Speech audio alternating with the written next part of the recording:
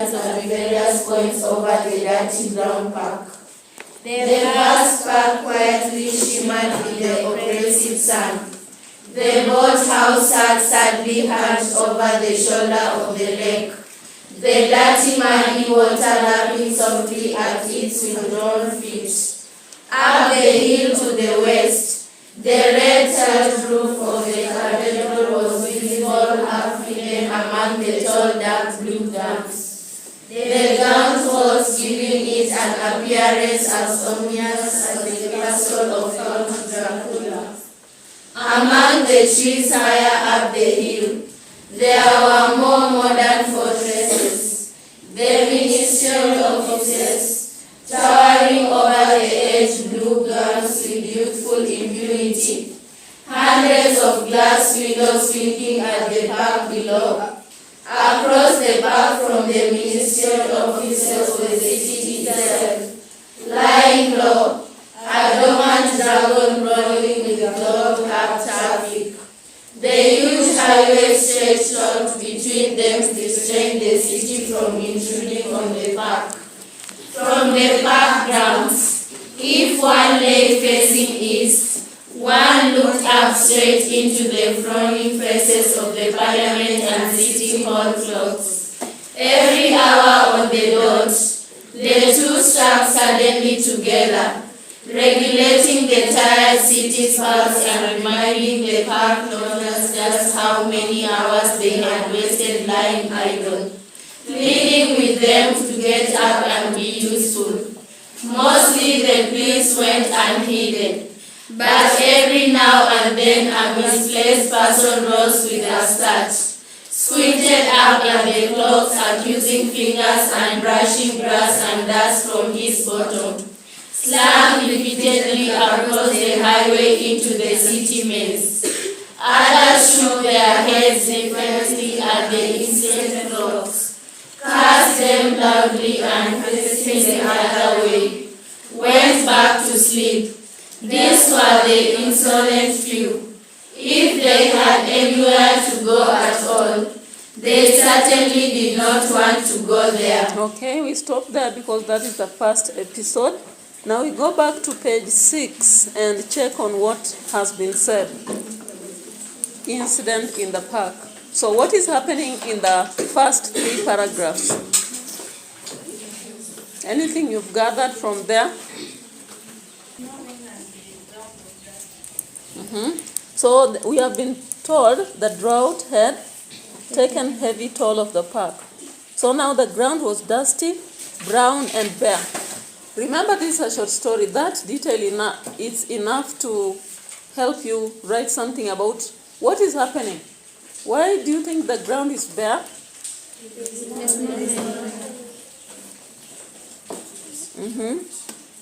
It's brown, bare and parched. Now remember, parks are supposed to have a different condition because these are things that are owned by the government. So what is it telling us? Because any park, for those of you who have watched parks in America, Dubai and all that, you know what a park should be, especially the government park. So what is it telling us here? Because even in droughts, does it mean a park must be that? So what is happening here?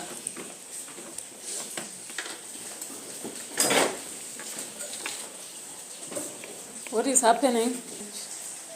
Economic. Is it as a result of economic aspect? Because remember, every county has what? The Ministry of Environment, right? Even right here, we have a Ministry of Environment. What is their role? They are supposed to ensure that the environment within the city council is, refreshed all the time. Watering is done to the grass, to the trees are planted. If that does not happen, what is it telling us? There is? Negligence. So the negligence on the part of the government is seen, and then it causes what? It causes drought. It causes what? It's some sort of pollution, right? Yeah. Okay, we can go on then. Any other thing that you can discuss? No, I'm just talking about the first paragraph. Yeah. The first paragraph. You know, we have talked about the bare ground. What else is there? The city was at a desperate. Oh. Uh-huh. Yeah. The city was in a desperate effort to keep itself beautiful. Yeah, so there was desperation that the city should be beautiful. Do you think it was beautiful? No. For the writer to say it was desperately seeking beauty, it means there was no beauty at all. Apart from that, I saw another hand somewhere. Yes? Yeah, we can see that there is grass. We are told there is what? There is something about the dry leaves. Dry leaf shade. We are told there is debris all over the place from grass that is struggling to receive some water, yet it can't receive it. Then there are some cracks. You know, when you see crevices and cracks, I think you know very well that that is an environmental aspect. Then the entire park was an island of dirty, brown, oasis with very delicate flowers planted, but they were not really surviving. So if you are talking about a paragraph where you are focusing on environmental degradation in the park, then you have to gather all that. You gather that together. Paragraph 2. Paragraph 2 now, what do we say? Or all of you take geography? Even geography, I think there's a topic related to population and all that. Yeah? Unemployment, yes. So there is unemployment, and therefore that leads to poverty. And we can see that people there, we are of course told that there was an oppressive kind of environment. Even the sun itself was very oppressive. And then we had offices which are looking like fortresses. Like they're deserted.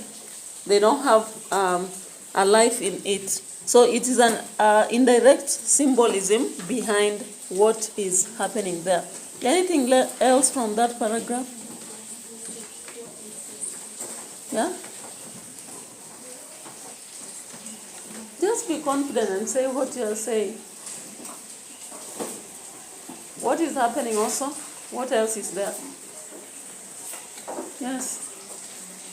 Up the hill to the west, the cathedral was visible, half driven among the tall dark blue plants, giving it an appearance. Yeah, so the aspect of religion, we are seeing some aspect of religion right there, though it's not really focused on, but we can also see something else.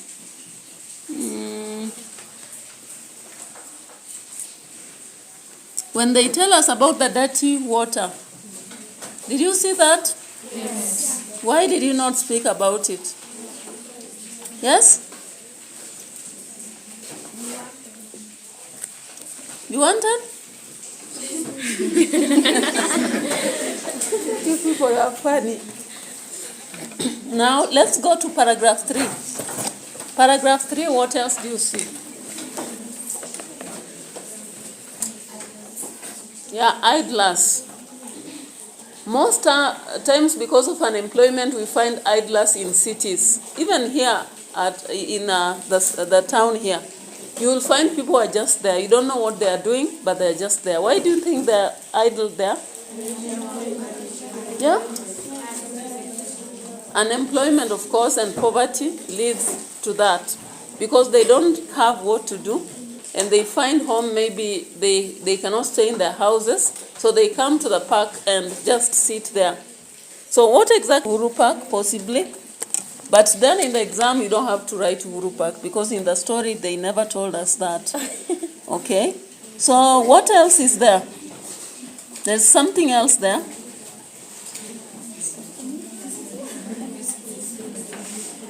What are the idlers doing? What are the idlers doing in the park? They are cursing? Yeah, they are cursing the clock because of desperation. You know, time is moving, but they don't know anything positive that is happening in their life. So they just wonder, why is this clock moving and reminding us about our, failure to progress and the failure to advance, yet there is nothing happening in life. Something else? Some could sleep, all right? Yes. They sleep, wake up, and because they had nowhere to go. So all the time, as time moved, they had to sleep and wake up and sleep again. So let's move to the next paragraph.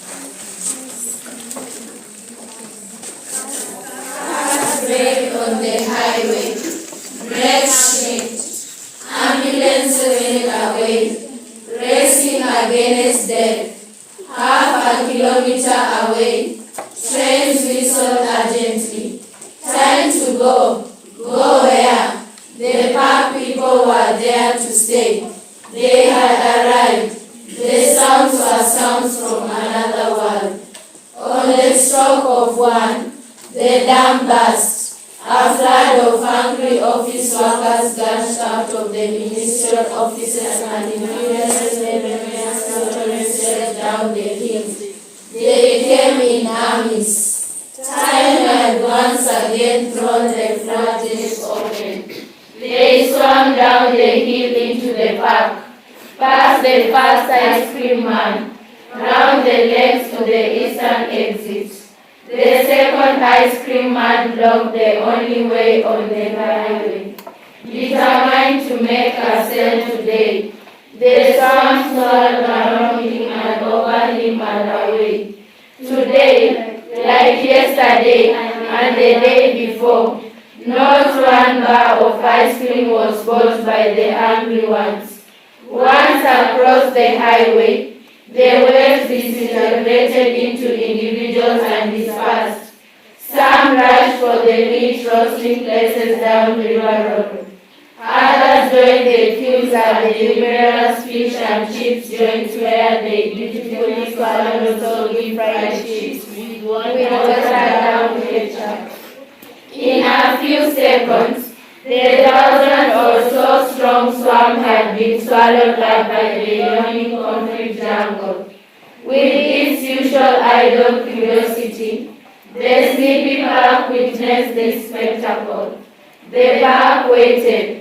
In an hour, the tide would return. The park was almost dead, alive only with a few idlers and the dust-raising wind.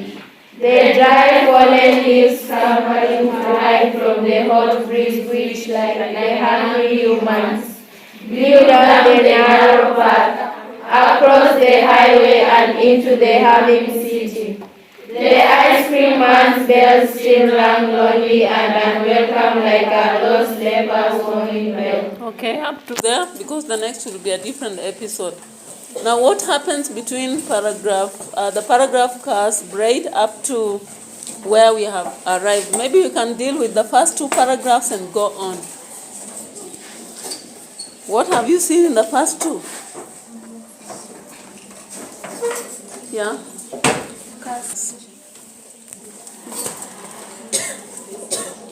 Yes?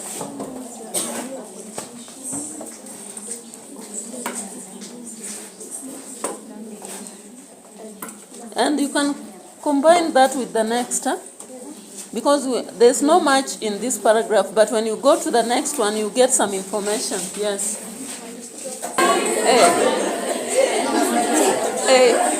That is an old school song.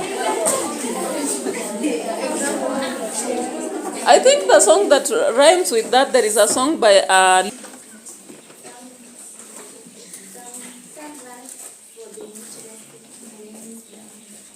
Samran.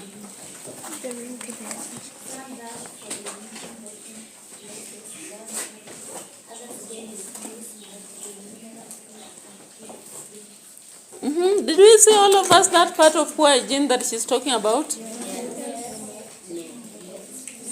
Some are saying yes, others are saying no. Yeah, because she's talking about, are you talking about this part of the soggy fried chips? Yes. You don't eat, inaitwa chips mwitu huwa mkuli?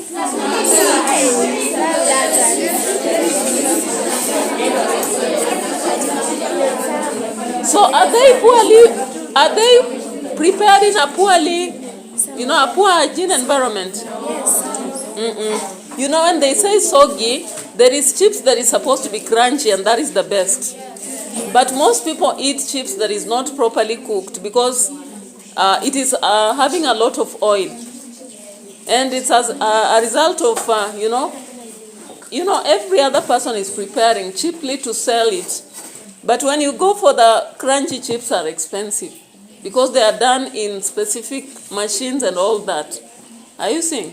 So it's not poor hygiene. I don't think it's out of poor hygiene. So it's just by the fact that you can see they are saying that some rush to the meat roasting places down River Road, while others have to queue at numerous fish and chips joints. Then we have those who go for the soggy fried chips and water down that with ketchup. Yeah? So we are just seeing the variety of meals that people have to choose based on their pocket. You will go for what you can afford. Okay? Yeah, so that is about class system. The aspect of class in a city is very common. But that while some can afford the best meals, others will just afford the common meals. Anything else here? You can see there is someone selling ice cream, right? Yes. What happens with him? No one buys. No one is buying. What does that show? Again, it shows poverty and desperation, because you can imagine you've woken up, your work is to sell ice cream and you don't have customers. It's already lunchtime, you have not sold to anybody. People coming out of offices, you think you'll sell to them, none is coming for it. Okay, then there is something else here. We are told that we have the idlers still. They are still sleepy there, waiting for an hour to pass, Now we have the next paragraph. The patched park was almost dead, alive only with few idlers. Then we are told about the narrow path and the ice cream man, lonely and ringing the bell. What does that show? And when you are writing a paragraph on the aspect of desperation or the aspect of lacking customers, you have to collect that information. The first one, the fact that he is actually there selling, no one is buying. Then the second part, he is blowing, he's ringing the bell, but people are just looking at him like a leper. A leper is someone who has a disease that you wouldn't want to be infected with, so you won't approach them. Okay? So let's go to the next paragraph. Under the ground were trees. In fact, anywhere there was the slightest shade, a few men lay half awake, hiding from the tormenting sun. A shabby thin man sat under a shrub, scratching numbers and letters on his black dry skin with a used match. By his side were the two oversized fruit baskets he had been selling from all morning and which he would resume holding after the lunch break. Now he scratched his head with the mastic and tried to balance the morning sales. He mumbled to himself, cursed and rolling up his frozen legs, continued writing on his thigh. Finally, he began the stick away and wetting his palm with saliva, violently erased what he had scribbled. Then he fell unceremoniously on his back and covered his rough bloody face with two bony hands. On the deck, a couple of men paddled vigorously in two small hired boats. A few others sat on the cement bank, unsure feet swinging only a few inches above the dirty grey water and ignoring the ice cream man's cries. Watch the voters. With undivided interest they witness every move, every paddle stroke. Some sat alone muttering to themselves. Those who sat in toes or trees communicated only in monosyllables. Every day, the same watchers watch the same rowers move their boats over the lake and under the bridges. Every day, unconsciously reacting to the maximum and expecting the next thing to participating. A few meters above the lake was the fish pond, now dangerously overgrown with weeds. The yellow, blue, and purple water lilies struggled with the colorless weeds. Where once there had been a blue and green surface, there was now an ugly mishmash of pond weeds. Where the pond flowers had once stuck their buds out in the thick, colorful fingers and proclaimed order, there now was a riot of unclassifiable intruders.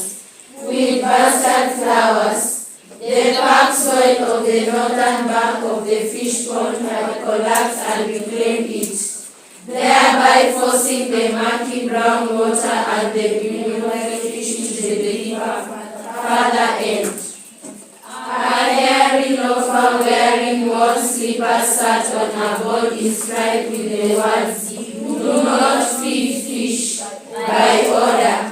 He carelessly tossed debris, tiny bits of grass and soil at the hungry fish.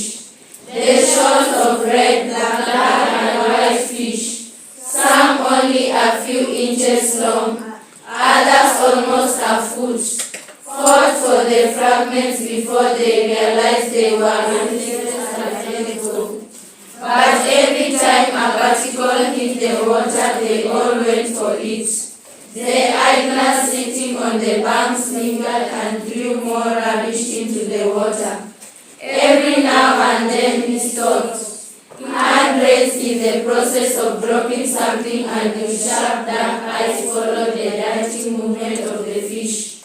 He shook his head, dropped the twig and found another. Okay, we stopped there. I've combined two episodes. One was ending at participating. Then there is another starting up to another. So what has happened here? After the bell, what do we see in the other paragraph? Under the, what do we see there? Now that we have understood. Some people were feeding other and scratching numbers and letters on their black rice skin in this mouth. So again, we are seeing the aspect of idleness, right? Yes. It's a common question. Now, the question that is asked for that story is about the challenges of city life, or sometimes it talks about poverty is dehumanizing, or which other aspect is about the relationship between the police and the city people. So you can see idleness there. Any other thing? Any other aspect from that story?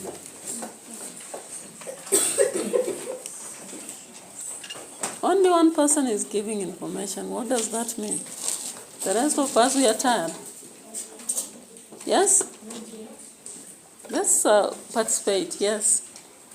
There is poverty, where there were two oversized food baskets. They have been sold from all morning, and the opener had gone for a lunch break, which will be soon back to continue selling. Yeah, so 2 baskets of ice cream have not been bought. Fruit. Yeah, so we realize that there is an aspect of poverty. Maybe people are not really spending money on something that is not food. And also we see desperation. Because if that man came with fruits, big baskets, you can imagine carrying that in the city and hoping that people will buy, then they don't buy at all. Another one? Another thing that you observe? Yes. A man scratched, she said, trying to balance the morning sales. So what is happening there? He's balancing his sales. Entrepreneurship, okay? When you are doing business, you need to check on how much you've sold based on what you came with. Next page. Do you have something else you've left? Oh, writing on the thigh. So it means it's out of also desperation that he's struggling to do that. Then desperation also, he's unceremonious about what happened when he has written.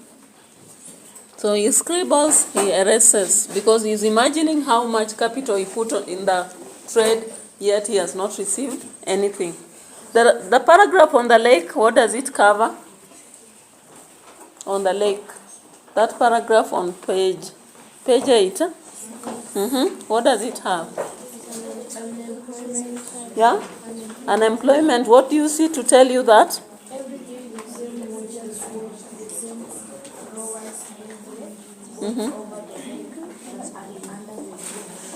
Yeah, so we see people who are jobless sitting there, and also idleness.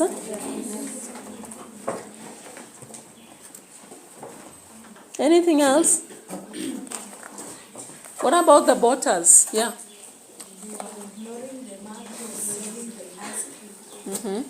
The fact that they don't want to buy, it brings that aspect of desperation, joblessness, and all that.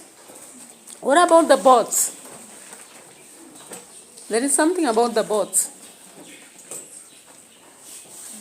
Fish pond are now dangerously overgrown with weeds, the yellow and blue water lilies. That is pollution and also ignorance, right? Because being in the middle of the city, we expect that it should be cleaned by the authorities. But they have not done it, they are leaving it as dirty as it is. Anything else? As do not have work, because as they keep waiting for customers to come, no one is coming. So they keep just sitting there and waiting. From a few meters above, apart from what she has shared, anything else we see?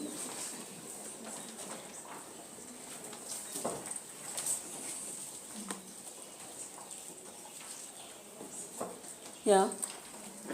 Poverty, because those people in the city they don't have money to come and enjoy themselves. So people maybe prioritize food and rent.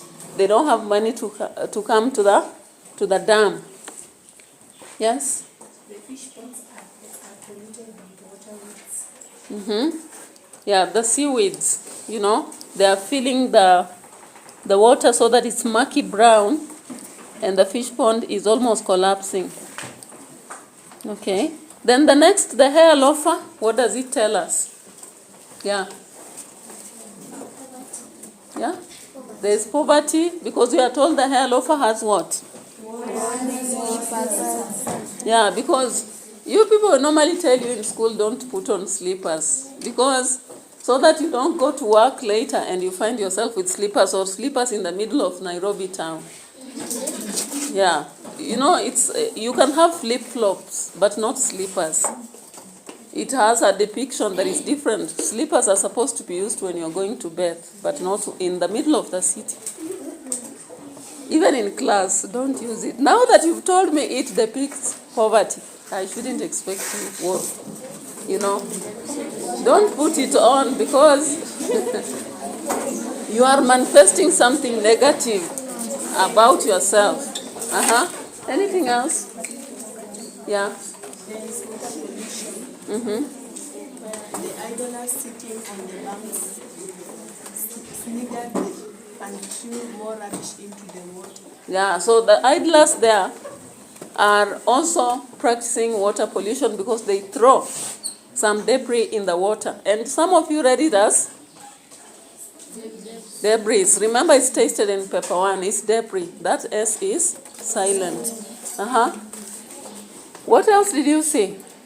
When that loafer, is there some writing that is warning them against something? Yes. Which is it? Do not feed fish by order. And then this person goes on to do it. So what do we call that? Is it ignorance?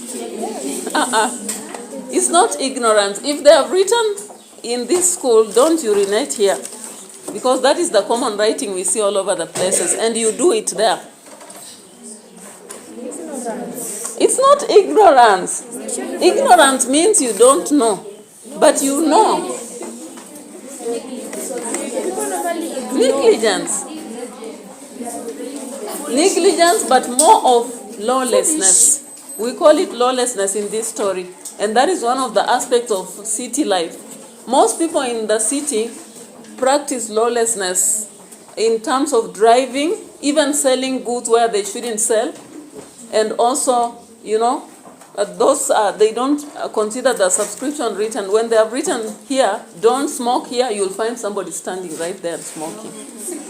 Don't you use your phone here, you find somebody using it there. Or whatever other writing. So that's lawlessness. And it's a paragraph on its own. You can collect so much from that story. Because even the hawker, are they allowed to go around selling things? Are they? No, you are supposed to have a license, you sit somewhere and people come. But they go around even in vehicles, hanging things even on your chest. When they are not supposed to. Yeah, that is lawlessness. Yeah. So we'll stop there. Then we pick tomorrow. How many pages? 2. Yeah, 2 pages. I hope we finish tomorrow, right? Yes. Okay, thank you. Have a good day. The reflection of another man materialized by that of his in the water at his feet. He glanced at it and dropped a piece of soil to the fish. Greetings, he said at the reflection. Greetings. What do you suppose they eat? Insects. Insects? How do they catch them? Insects, John. Insects. He looked around but could not find any. Too hard. He rolled up his torn shoulder head, exposing his hairy legs. He scratched his long and combed hair and returned to his business. But there were no insects anywhere near him. After a time he turned and, shielding his eyes against the hot sun, squinted up at the newcomer. Do you know fish are like people? No, they are. How? He turned and pointed at the floating mass of fish. Look at them, he said. He picked up another loose piece of earth and dropped it into the water. The fish exploded after it. See that? He turned to squint at the other man. They have been doing that all morning. Watch this. He picked up a huge piece of rock with his stony toes. Realized it was too large for even the largest fish and left it. Again he scratched his long hair. He fed the fish population a flattened cigarette end. The only loose particle within reach. The largest fish, pitch black with vast pink blotches on its head and back, caught the cigarette end and swam powerfully away from the others towards the center of the pond. After 2 flicks of its big tail, it dropped the useless bat and swam back to the feeding grounds, carrying the smaller ones away. How do you suppose they make children? I mean, do they have places they go to sleep after dark? The ice cream bell cut sharply into their hearing. The sitting man looked past the one who was standing and pointed. Would you believe that man is crazy? No, he is. Always hammering the bell and no one wants to buy his ice cream. He should go where the children are. He turned to feed the fish and spoke, addressing them. There is a great big fish in the ocean, a great monster that is king of all the water. When it comes out of us, we see its image, the rainbow. When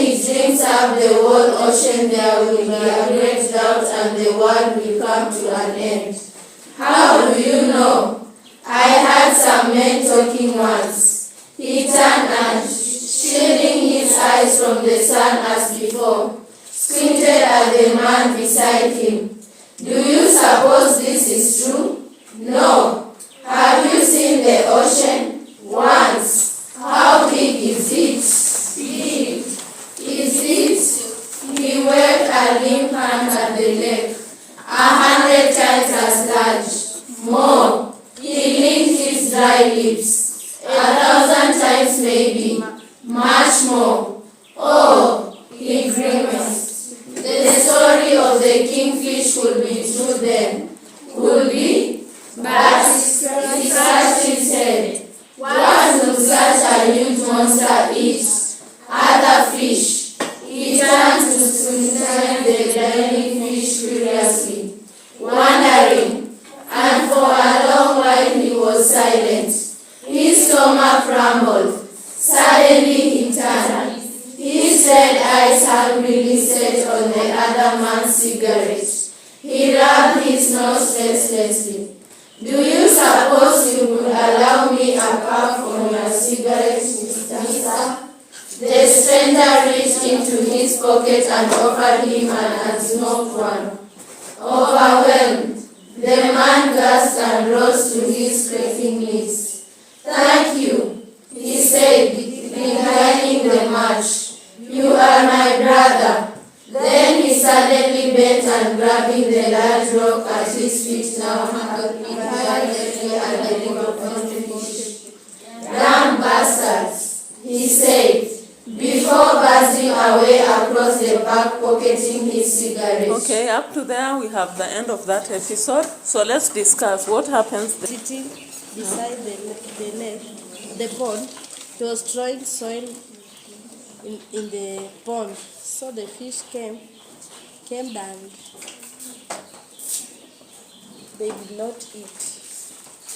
So what do you think? Why is he doing that? Out of what? Idleness and lawlessness. So the two aspects come out. In case you are focusing on a paragraph where you want to talk about lawlessness, you can talk about it, because I think that place, now that it's a fish pond, they are supposed to observe the safety of the fish. Then he is idle, so he doesn't have what to do, so he decides to disturb the fish. Anything else? Anything else you observe? Especially between the two. And then on the ice cream man.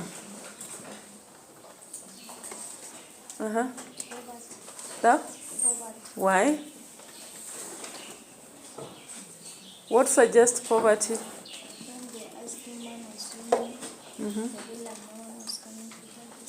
No one buying the ice cream. Anything else? The two, especially the last part. What have you seen? Yes? Yes. Why? He rolled up his torn trousers and exposed his hairy legs. Yeah, that is the city. And then somebody has a torn trouser. Suggests poverty. Maybe he doesn't have money to buy another. What else suggests poverty? There's something else that suggests that. On the same two men. When the man borrowed a cigarette from the stream. Yeah, you can imagine. If sharing of some things cannot be done, what about cigarette? He is willing to even smoke what the other person has already used.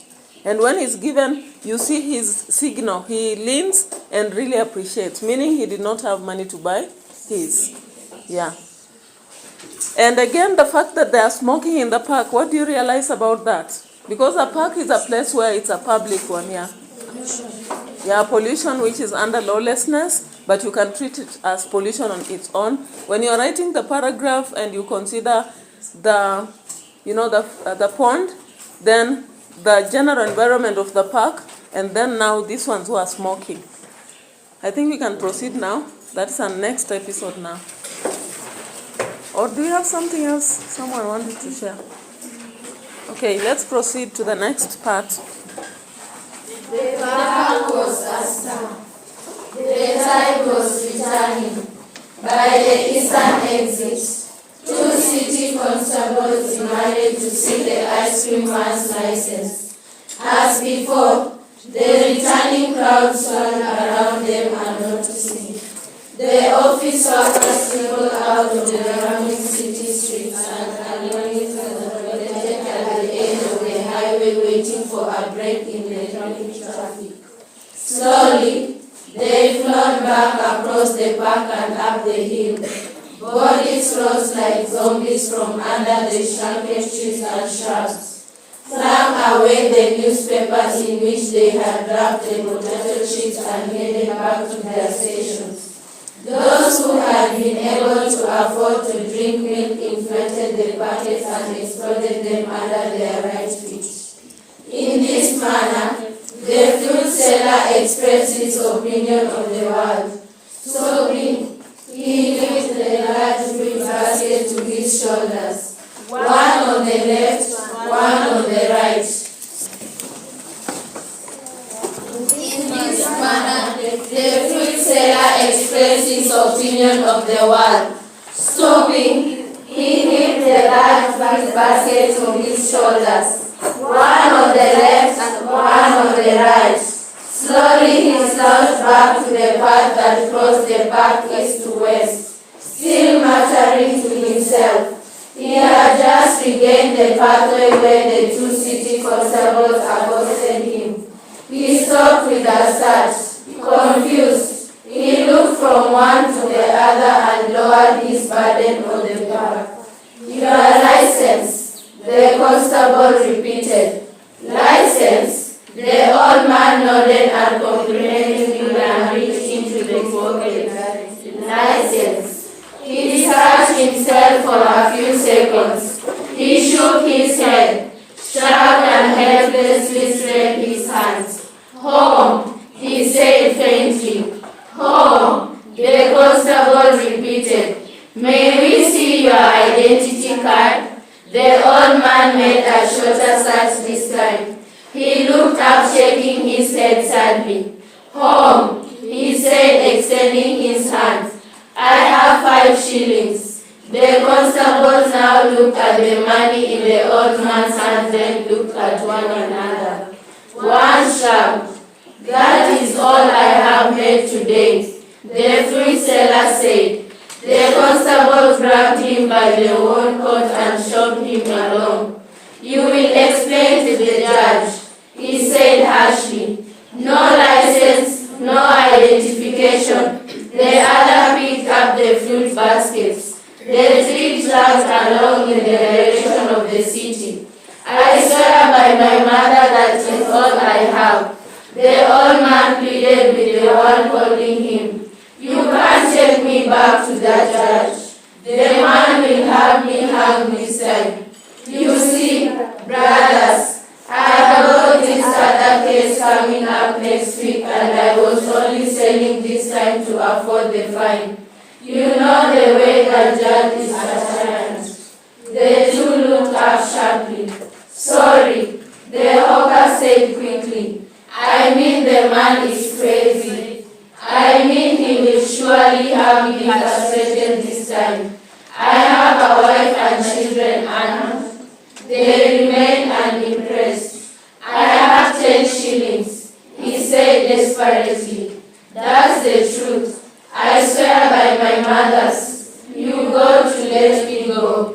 The one with the heavy fruit basket hesitated, but the other matched the old man right ahead. "Take one," the seller cried. "1 basket and 10 shillings. You got to let me go. I promise I won't ever repeat the offense. Believe me, I will go straight home until I can afford a license. Take both baskets. Take everything. I have to go home." They said nothing. Okay, up to there we have ended another episode. So what happens? Can we share the situation there?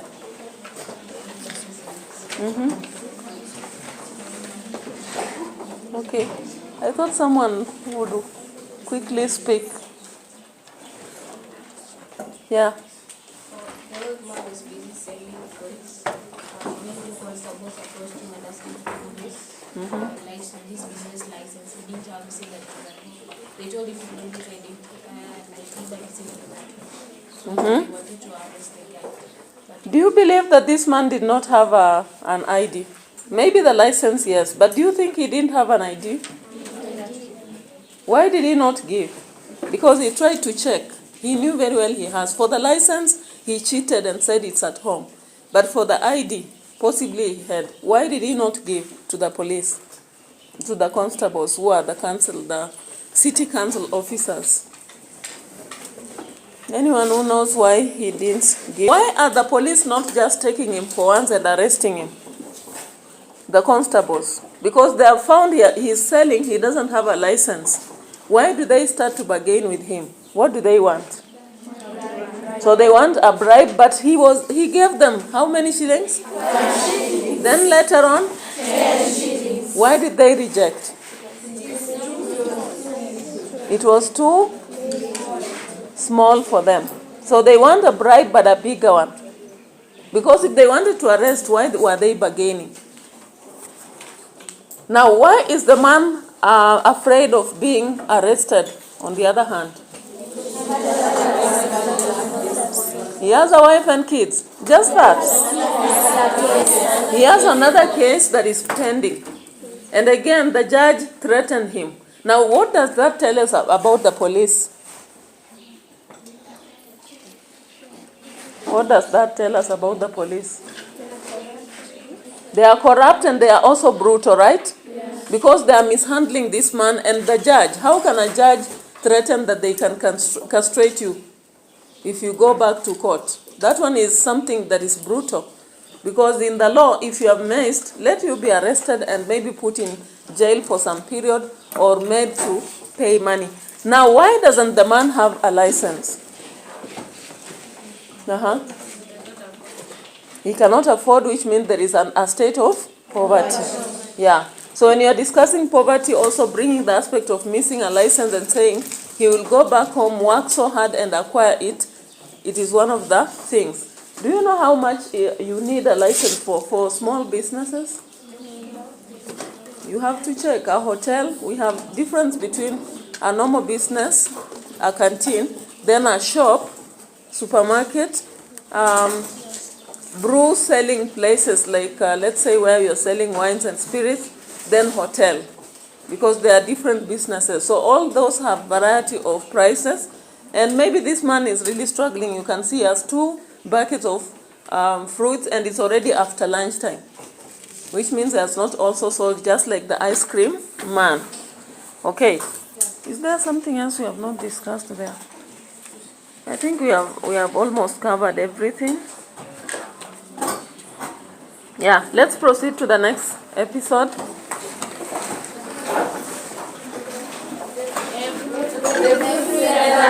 Them and their wives and children, then swearing loudly, he leaped and broke away, leaving the surprised constable hanging on the large piece of Winston coat.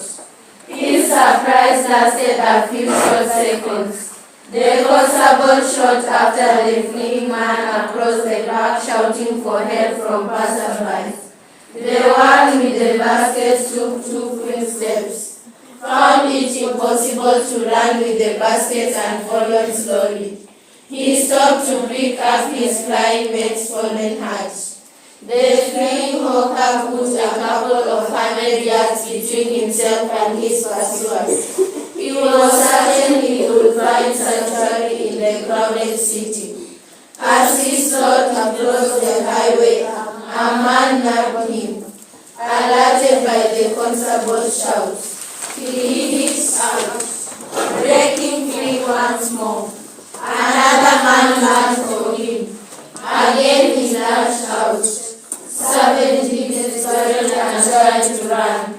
He stumbled, falling into the ditch by the side of the highway. People came by, more stones. He cried out, pleaded for mercy. In their thirst for blood, no one listened. By the time the constable ran up, the fruit peddler lay like a broken and twisted rag doll at the bottom of the ditch. A chunk of rock as large as the one his grandfather had fish had drawn thick red blood over the sparsely bearded face. That's one episode again. So what happens there? What happens? What causes that mob justice? Because mob justice does not happen just randomly. What triggers that?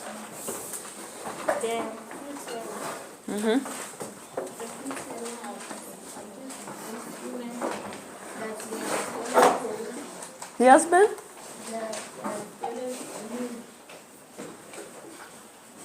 Just speak clearly so that I get.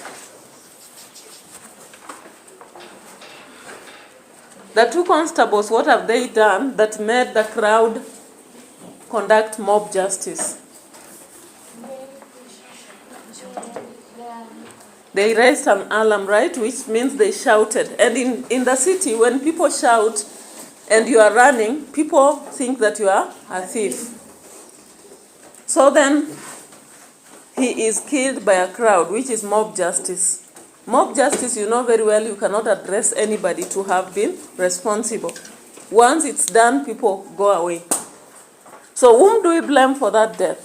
The constables. Because when he began to run, I didn't see why they had to really pursue him and even shout. And they knew very well from the look of things that he had really struggled a lot and had not earned. I don't know how many of you have been in cities during evenings. It's one of the moments you should not begin buying things on the streets because somehow the sellers can leave them in your hands and you'll end up in Nairobi Central Police so easily. Because when they see the police, they would rather run and leave whatever they are selling than be arrested. Because the fine may be even more than your capital. Maybe whatever you're selling there is 2,000 shillings. When you go in, they may force you to give 4,000 or something more. So most of the hawkers in the city ran away. I once saw a woman falling. She had a child on the back. She's selling these things, the rat things and socks and what have you. So when they realized the police were coming, they have a way of communicating very fast, and the whole street, if it was even full of hawkers, you see they are running very fast, disappearing. So if you are there buying something, you will be the one arrested by the police. So you realize that the police, the constables, were so much after him, out of police brutality, because when you are writing a paragraph on police brutality, that is one of the things that you'll show. There is no way in the city people lynch others, then you shout and someone is running, automatically they'll be killed. So that happens in the story and we blame the constables for that. We also blame the crowd because you don't just go killing, especially the man that had to trip him. Then he fell. And when he was pleading for mercy, no one wanted to listen because somehow they should have listened. But they never listened to what was being said. And after all, didn't they want to confirm to see what the constables were holding? If it is fruits, they would have known automatically it's a hawker who doesn't deserve to die in the process. We can go to the next because this part was just containing that. The constable looked confused around with someone for blame. No one looked guilty enough. The word thief hovered over the assembled crowd, and just as it started to permeate through them, the constables conveniently withdrew across the highway into the city. The party hung aimlessly around until a passing police car drew up and demanded to know what was the matter.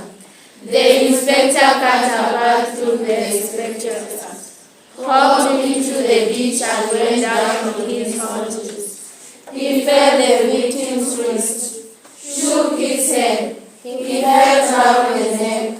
Again he shook his head. Dead, he said, rising to face the spectators. That was his verdict. Those nearest him lowered their eyes. An automatic defense mechanism against being called upon to give witness. Some drew back and hurried back to their offices. Under the pressure from the police officers' forceful presence, the word thief was to the front. So quiet it was impossible to tell from which mouth the condemnation issued forth. Here lay a desperate thief, attired in the unmistakable uniform of his trade, dirty torn clothes and a mean hungry face. Now it was the police officer's turn to feel uneasy and uncertain. A thief was a thief. Somewhere in the crowded street and the twisted garbage strewn back there was an unwritten law that clearly set down the fate of apprehended thieves. Now there remained only one thing, to establish the man's identity. The watching clock struck 2. Justice, fairly, quickly and completely administered. The crowd broke, dispersing their various ways. They fled even faster back at the hill and behind the guarded doors. But some stayed to watch the turn of events to their logical conclusion. Among them was the one interested in fish. The idea given a food cigarette in the park. Subdued, we hung around, nervously shuffling our feet until the body of the unknown thief was carted off to the mortuary to wait identification by the next of kin, his wife and children. Then we, the regular park loungers, a dark silence hovering over our houses, drifted back under our bare trees to hide from the shade. The vast park was once more calm and peaceful but for the sun and the dust-settled wind. The weathermen said it would rain in September. We did not particularly care. Okay, so that is the end. Now what have we seen from where we ended to the last bit?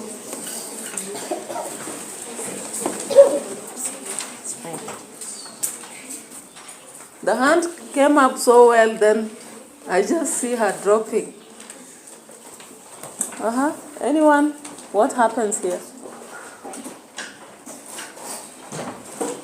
Yes. There is fate where the fruit seller died. I want you to look more at the response of the police. Because the death happened in the previous episode, right? Yes. But now what about here? What are we seeing?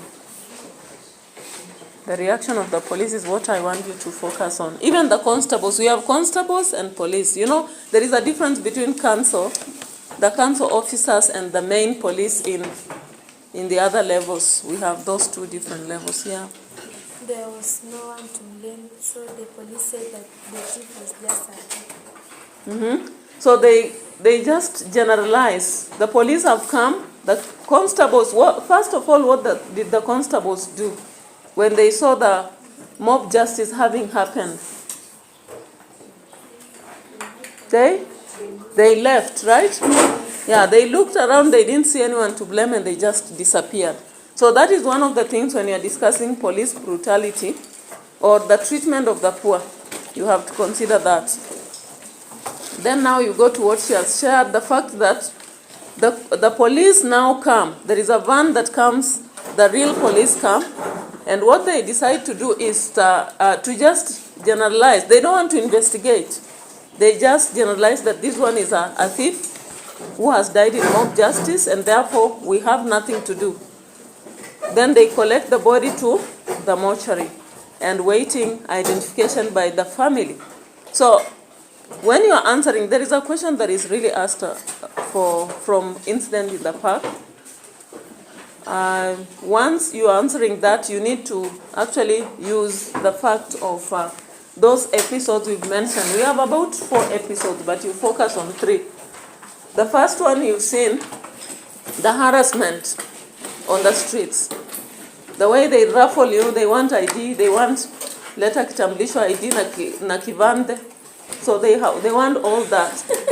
Then apart from that, they tell you, bring money. So they may not tell you directly. In fact, the police don't tell you, give me money. They just say, kazi itafanyika, lakini hatuna mafuta. They'll tell you, unataka tuongee, basi ongea. They'll never tell you about money, by the way, because they don't know whether you are recording or something. So they just get to use some other language so that you give whatever. So they were pushing this man to give more money. Then now, they are even holding your basket.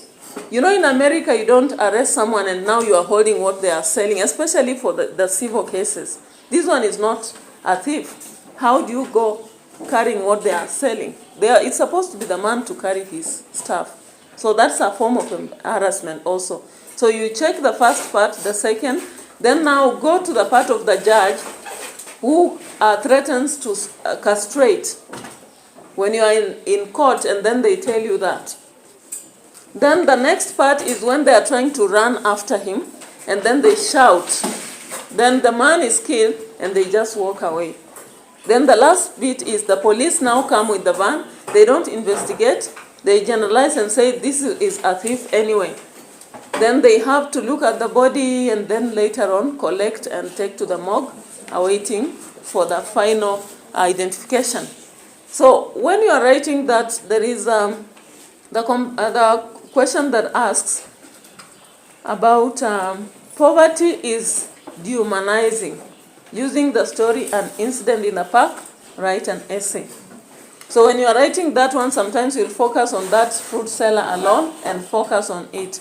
Or you can take now the loafer, and you take also the idle man who borrowed the cigarette, and at the end we are being told something about them. What have we been told in the last paragraph about the idler? What were they to do?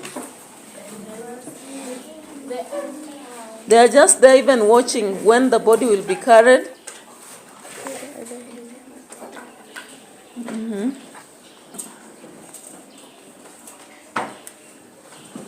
They are nervous and they are subdued to the fate that has happened as they hang around. So they don't have much to do. Yeah. So let's write some questions about that story. At least 3 questions that have been very common.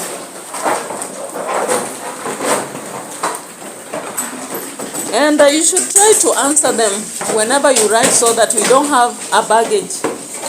I don't know whether you did the other question already.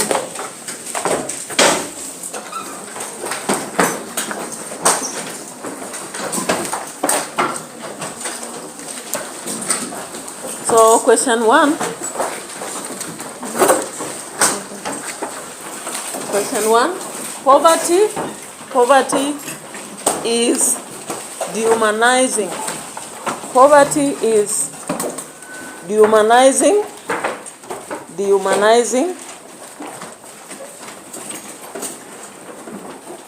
Using the story an incident in the park, poverty is dehumanizing.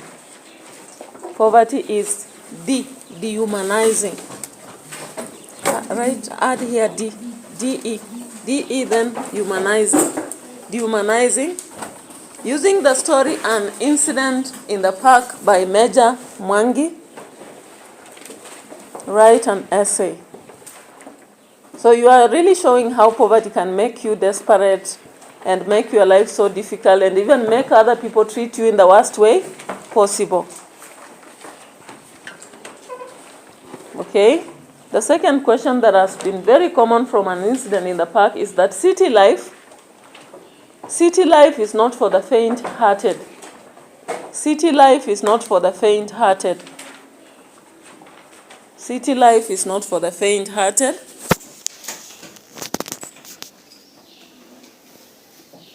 Justify the statement in an essay. Justify the statement in an essay using the story an incident in the park. So you see that one is directly asking on the challenges of city life. So that you have to prove that for you to live in the city, you really have to really go through a hard time. Whether it's experiencing police brutality, whether it's experiencing the high level of poverty, whether it's experiencing pollution, whether it's experiencing, joblessness. Yeah, so you have to handle that question by showing that the city life has a lot of challenges, Then,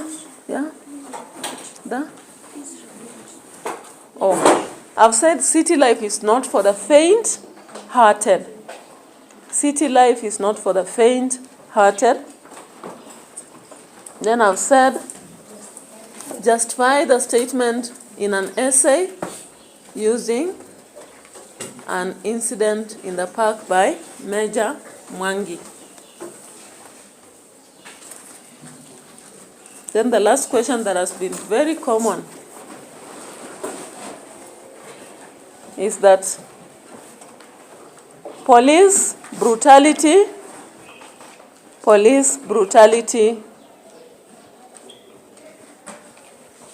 has a lot of injustice